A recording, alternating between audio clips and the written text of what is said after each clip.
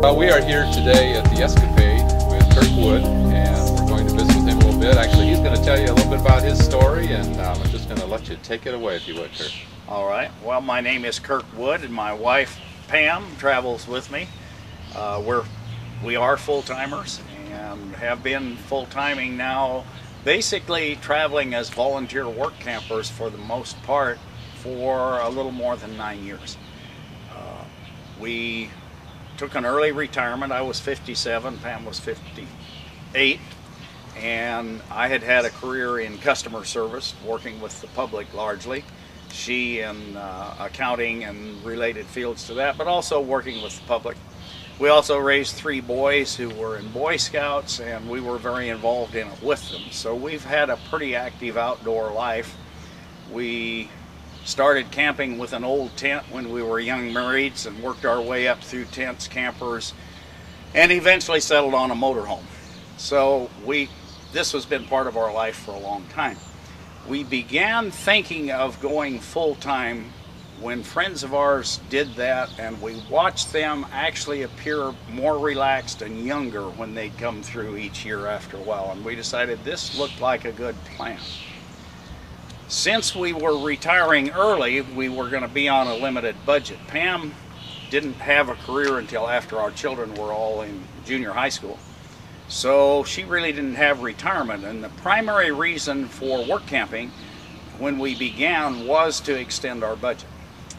We decided though that we wanted something outdoors, and in looking around we came to the conclusion that the volunteer positions in our parks and various public agencies, while few pay, they do supply a full hookup site and often other amenities, and we felt that probably that would be enough to enhance our budget to where we could live comfortably that way, until such time as we reach Social Security age.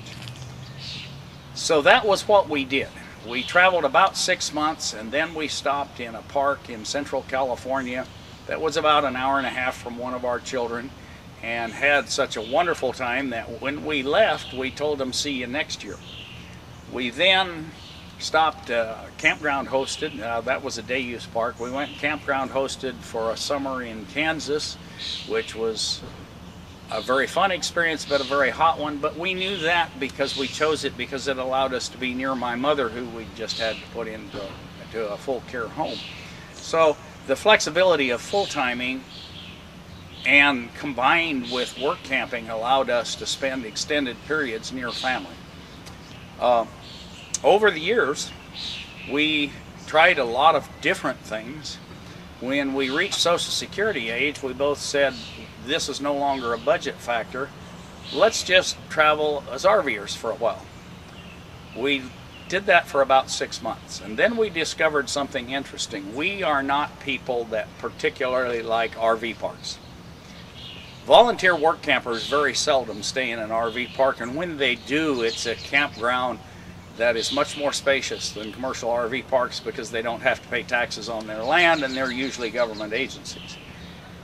But we also found while we were doing this agencies where we were not campground hosts. So many people think of volunteering as being limited to campground hosting, and that's far from the truth. So after about 6 months away from work camping, we both came to the conclusion that we wanted to go back where our home was, because we have been able to do so many things that we could never have done through any other means since we've been doing this. In the past 9 years, we've now completed, I believe it's 26 tours as volunteer work campers. Of those, 3 have been paid. 2 were with National Wildlife Refuges that paid $10 per day per person for the days worked as a stipend, which doesn't sound like a lot until you consider the fact that we had no living expenses while we were there anyway. And since the $10 wasn't in our budget, $20 a piece, how it came out since we were both working. I think we worked 3 days a week there. So $60 a week, that when you don't have a lot of expenses, is a lot more than you first think it is. Particularly since the money isn't why you go, because of the money. We choose our positions because of what we're going to do when we get there, and it sounds interesting. Thanks.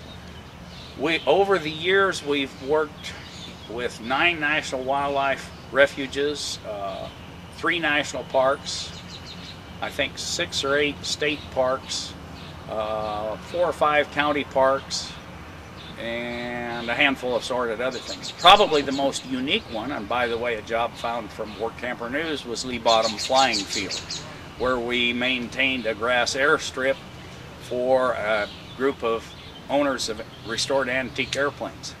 And of course, antique aircraft owners are much like antique car owners. If you admire it, it's very easy to get a ride in one. So we did it. It was a very interesting and unique summer. And probably to me, the #1 reason, after 9 years, I have enough contacts, I could find work camping spots without Workamper News, but I would miss the unique places that I would not otherwise have thought of. And I think that is probably the #1 reason I am and will remain a subscriber of Workamper News. Lee Bottom Flying Field is something I would never have found otherwise. And by the way, there's another airfield that advertises in Workamper things from operate a tractor. My wife's done artwork. She is a pretty fair amateur artist. She says she's not very original, but she copies things well. And she redid a lot of artwork for signs. We have led tours. This past winter we worked as volunteer park rangers in Everglades National Park, serving in the same capacity as any other seasonal ranger.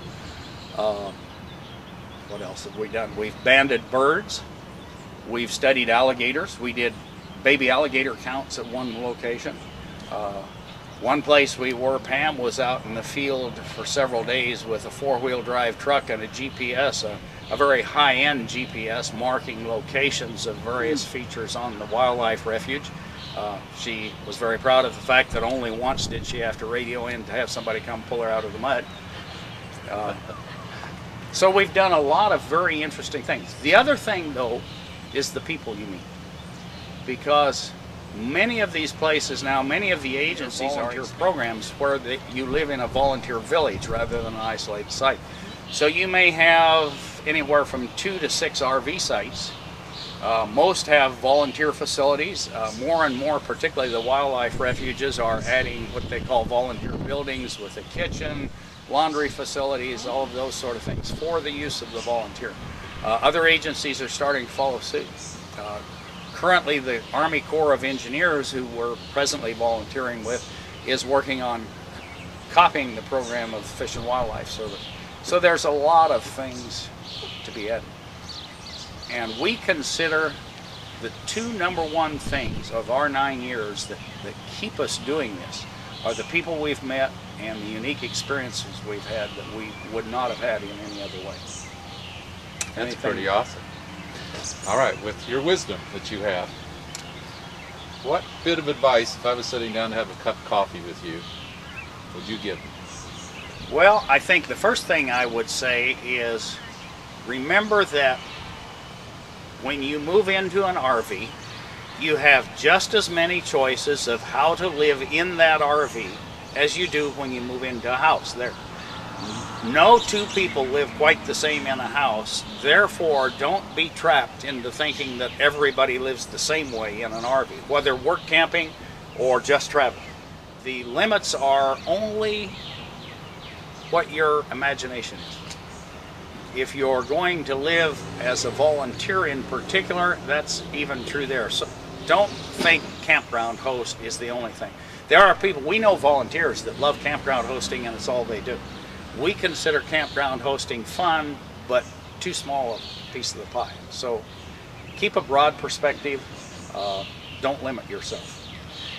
That's awesome. Thank you, Kirk. Appreciate your time, and I'm sure the wisdom you've just extolled is going to be heard by many. Thank you. Thank you.